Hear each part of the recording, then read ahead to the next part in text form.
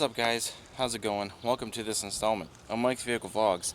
Thank you for joining me today on yet another Aztek vlog. So I think I'm at my wit's end with the Aztek as far as the Misfire has been. You know, guys, we have looked at this from a lot of angles, and I know I feel messy because I got rained on. It like poured really heavy. Anyway, not to be off topic, I just feel gross. But so yeah, we kind of attacked this from a few different angles, and it really wasn't in the most like orthodox way when trying to diagnose. You know, we've thrown parts at it, and you shouldn't really throw parts at it unless you know you do all of your proper testing and whatnot. The problem is, though, I never really had all of the proper testing equipment, and I never had the you know, all the knowledge anyway. Yet I'm still learning things. So I mean, you guys know, if you've been watching these, you know this has been an ongoing issue. It's an issue that has been getting progressively worse, mostly during like the summer, as it started getting hotter. It never seemed to miss at load or idle, or it misses at idle. It doesn't miss under load, according to scan data when we have the misfire counters hooked up. Don't know what it is, guys. One of the first things we did, I don't remember exactly what order we did all these in, but I'm just going to list off everything that we did. I've listed this before, I'm going to list it again. We have replaced that spark plug on that cylinder. Cylinder number 3, by the way, is our problem child. Replaced the spark plug, no change. Replaced all of the wires with AC Delco wires, no change. Switched coil packs with another coil to see if the misfire was going to follow, to test to see if our misfire was coming from a bad coil.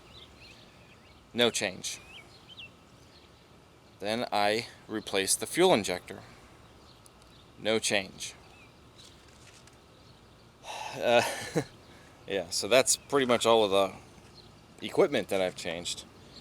Then I started looking into testing circuits and whatnot. I started thinking that maybe we had a bad wire, you know, coming from the ICM, ignition control module, or fuel injection, all that stuff. I didn't really document all that process. A friend of mine came over to help me with it. He's also a technician at the dealership that I work at. We tested the PCM signal to the ICM. Yesterday I tested the fuel injector control circuit to that cylinder, and it's all good. All the continuity was good on those wires. I hooked up my ohm meter, tested all of the contact points, different bulkheads where they all meet, shook the wires around, you know, didn't get any kind of break in the wire, in the continuity sound. So our wiring is good. Took the plenum off again today, actually earlier today. Tested the wiring going to that injector, power and the ground, the control side. It's fine. The wiring's fine. Hooked up a test light to the back of the PCM to see the pulse of that control, and the PCM, the light was blinking consistently. We didn't see any breaks in how the light was flashing on that, so the signal going to that injector has to be good. Didn't see it skipping or, you know, anything sporadic like that. It was just a consistent flash, and it's all good. So I think this is it, guys. I think it's an actual mechanical issue. We did test the compression. You guys did see compression test. Compression's good. So here I am now. I'm out here, and when I had it running earlier, you know, when it was cold and I had it running, you know, I've noticed noises coming from the engine. Not necessarily bad noises, like awful noises, but I've always assumed it was lift or tick. Every 3400 that I've had, this is my third 3400 engine that I've had throughout my life, but every one of them has had like a form of lift or tick, and didn't think it was really bad. You know, these engines make noise, you know. Every one that I've had. Never had any issues like this, though. So I never really, you know, did anything. And the lifter tick wasn't like major, you know. It wasn't like it's completely starved of oil. Just every once in a while you'd hear a minor quiet tick or something. But I've noticed that this one makes noises similar to that as time's going on. And today I'm listening, and it sounds more like a clunky rattle. A clunky rattle. I didn't like it. So, wife's home. So what I started assuming at this point in time is maybe we have a loose rocker arm on that cylinder, on that side of the head, you know. And I really didn't want to, but you know, this is just driving me crazy. I gotta figure out what it is, and I can't. But I decided to do this anyway. So, what we've done is we've dismantled the entire backside of the engine again, and it was a pain just to remove that valve cover, because you got to pull off the alternator bracket, which also houses the idler pulley and the tensioner, which my power steering lines were getting in the way of again. So it's even like, once these power steering lines are on there, they're still a pain in the butt. Coils are out. Module is plugged in, but it's down there. Same thing with the O2 connector, and yeah, so we had to remove a lot of stuff to get to that valve cover, get that valve cover off. The inside of the valve cover, this is what it looks like. This was pretty much as best as I was able to clean it when you know, I put the engine back together. It doesn't look too bad though. This was before I used that, or I found out that I can use that aluminum wheel cleaner. I used, I think, parts cleaner and tried to scrub it all off, but it's not perfect. But that's the inside of the valve cover. So now we go to the back side here. If I can squeeze you guys in here. I probably have oil running everywhere. I hope not. Oh, it's dark. Sorry. This back head still looks relatively good. You can still see the, you know, the head. This is the gasket. I gotta pull the rest of it off. We're obviously getting oil there. So here's our, this is a weird angle for you guys, and I'm sorry. There's our two valve or rocker arms for cylinder number 3. And I gave them a good shake, and guess what? They're not loose. As a matter of fact, all of these back here, now this one's got a little play in it, but that valve might be closed. Who knows? But regardless, you know, I'm not feeling anything out of the ordinary.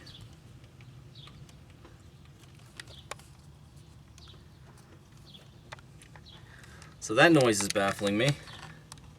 What I am going to do, if I can get you guys out. Alright, there we go. What I am going to do is I'm going to get my torque wrench. It's starting to rain again.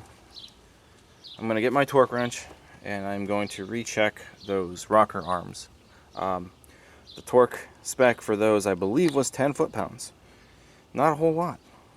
So when I torqued them down, they were already pretty much torqued, because just torquing them with a little ratchet, when I snugged them up, you know, just hand snugging them pretty much brought it to 10. But I'm going to redo them. And that noise was definitely, you know, sounded like it was coming from back there. So I'm going to retighten those down. I'm going to have to go buy a new gasket, unfortunately, even though this gasket that's on here is not that old, and I have to replace it. Gotta scrub the, if I can get to them, there's RTV sealant. Yeah, up here. Gotta try to get that off and reapply some new sealant. Then I can put the valve cover back on. So this is what we're gonna do, and honestly, you know, it's getting a little bit later in the afternoon. I'm not 100% sure if I'm going to even really put all this back together tonight to even see if it's gonna make a difference.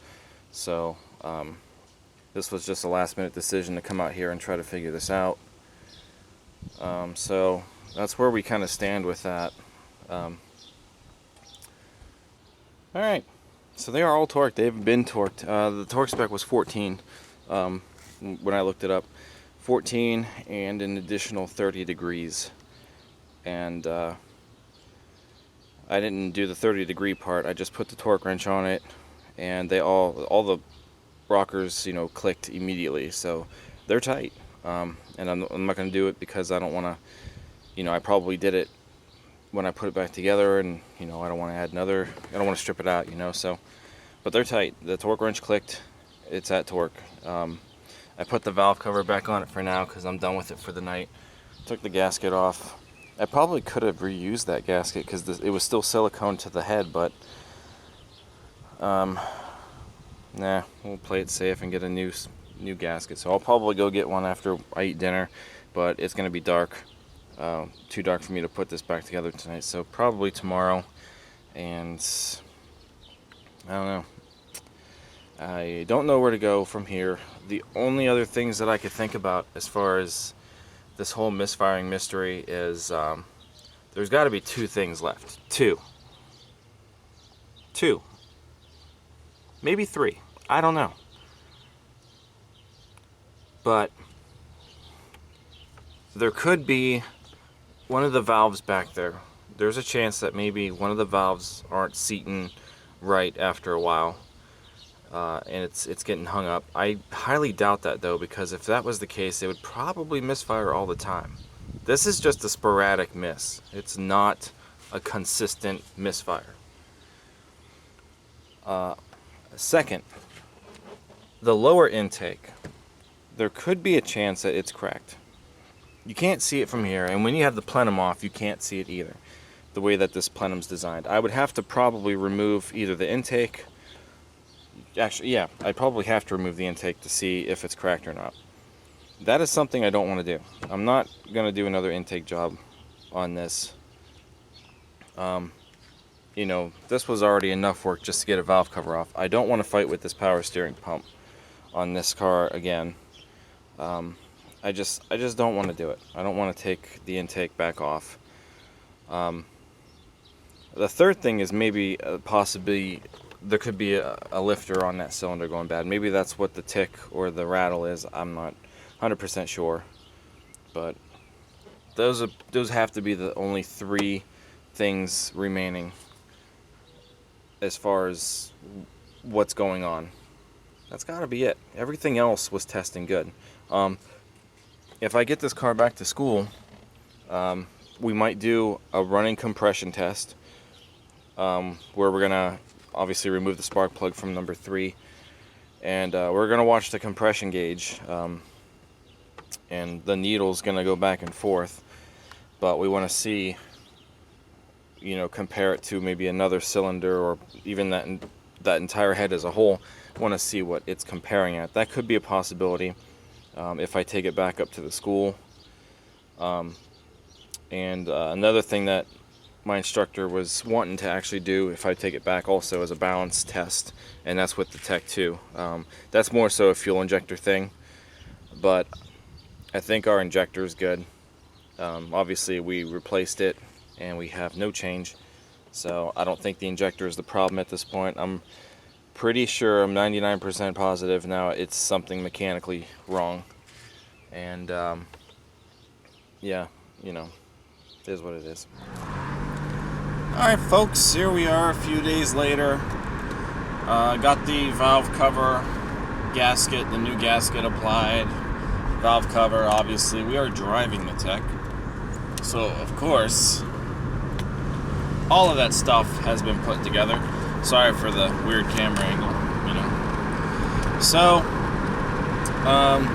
Yeah, obviously there is no change in the car. The rocker arms were fine. So yeah, I'm honestly... I can't figure anything else out unless I want to tear this engine back apart. However, I will not be tearing the engine back apart because, well, for one, I didn't want to. And for two, there has been a slight change of plans with the tech. So if you guys watched the last video, you guys saw that, you know, we were talking about me possibly getting rid of the Aztek. I was concerned about the rot underneath, which I ended up taking to the school and had my instructors look at it. Both of my instructors are certified PA inspectors, certification inspectors, because in PA you have to, you know, have the car inspected, and if it's not in good health, including severe rot and whatnot, it will not pass inspection. I don't live in PA, but I go to school in PA, so my instructors are both PA certified inspectors, and I had them look at it the one day, and yeah, it's bad. It would not pass PA inspection if I lived in PA, but nonetheless, the main structural points of the car are still intact and they are still strong. So, doesn't necessarily mean that the car is going to last forever. It has maybe a few years left, so that's good. Because, you know, I thought maybe, just from the looks of it, it probably wouldn't be all that good. But it's fine for the time being. So I really started thinking, you know, what I wanted to do with this car.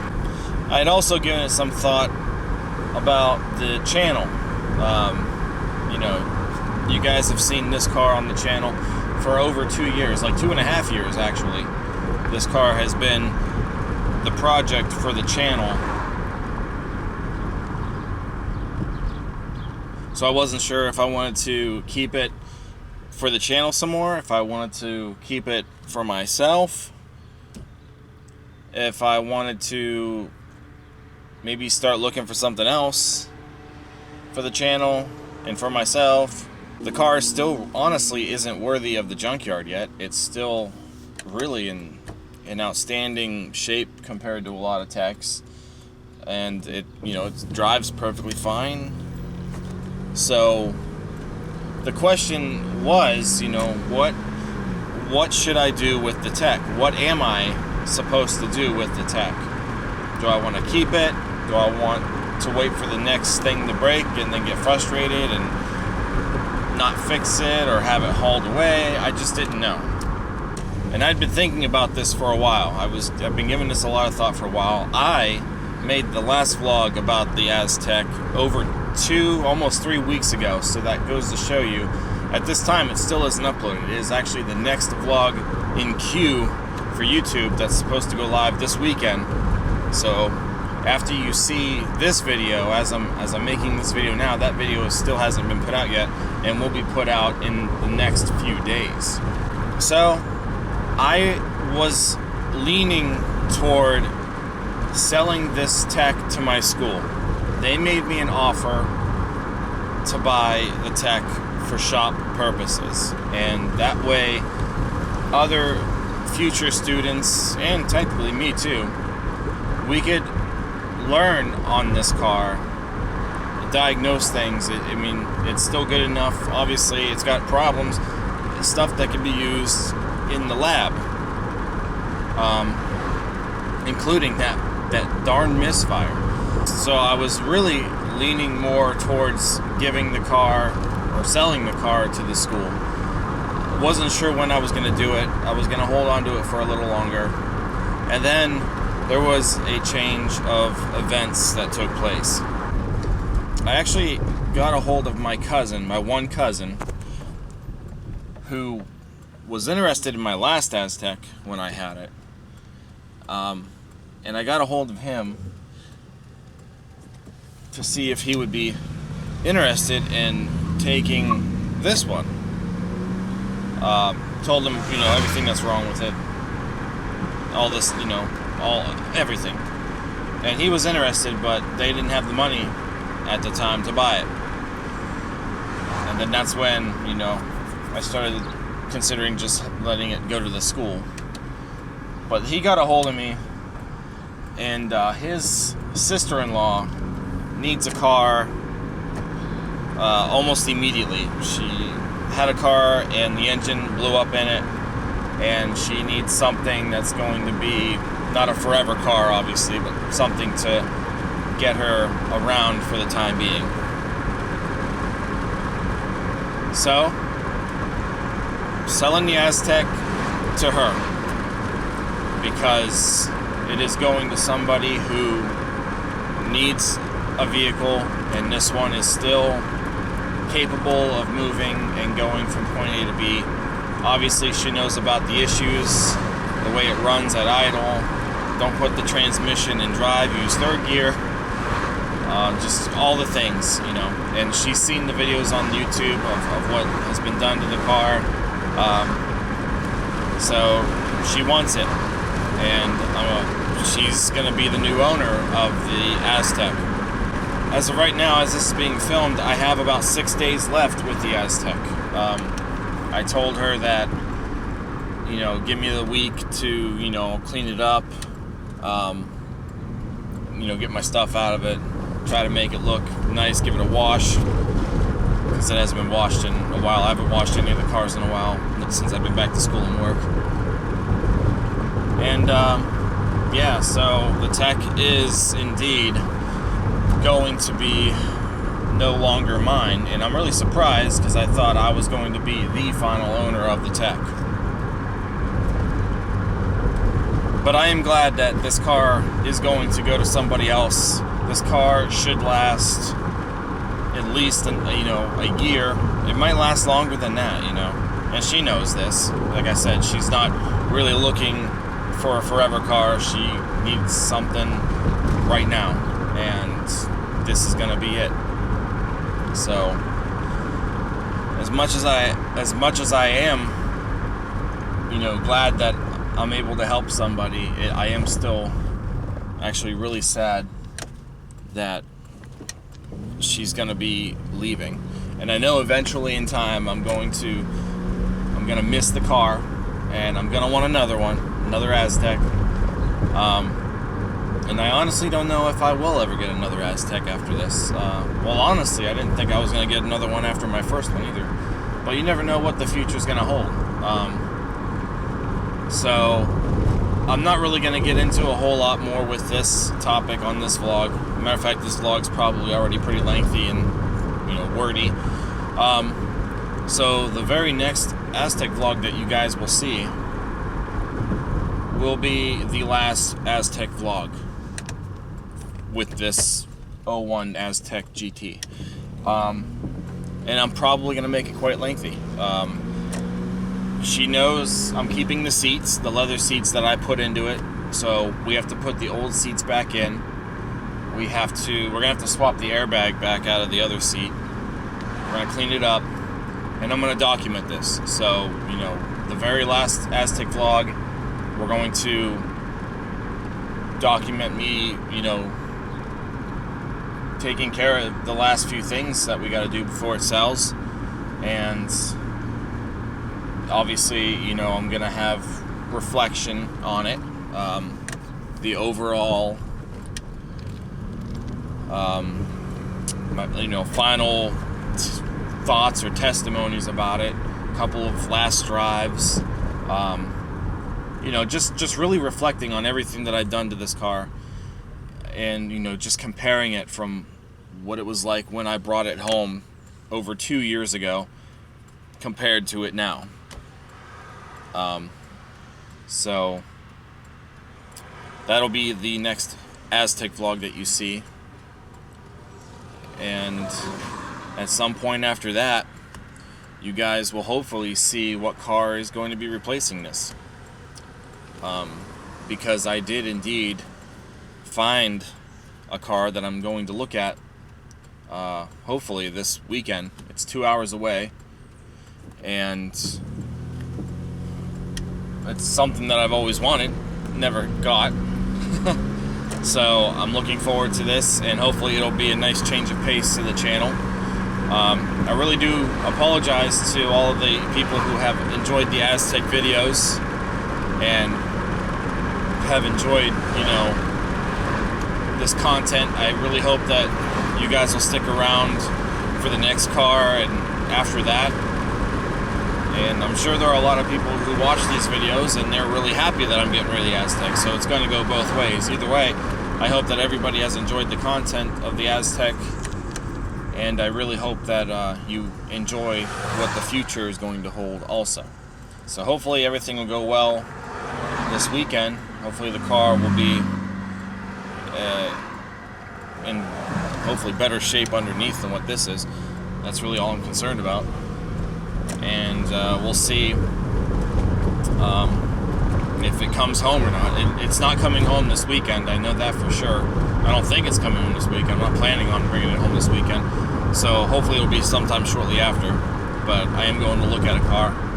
And that's it. This vlog has been really long, and I feel like I'm just kind of saying a bunch of stuff. So stay tuned to the next Aztek vlog, the final 01 Pontiac Aztek GT vlog for the channel with this particular Aztek.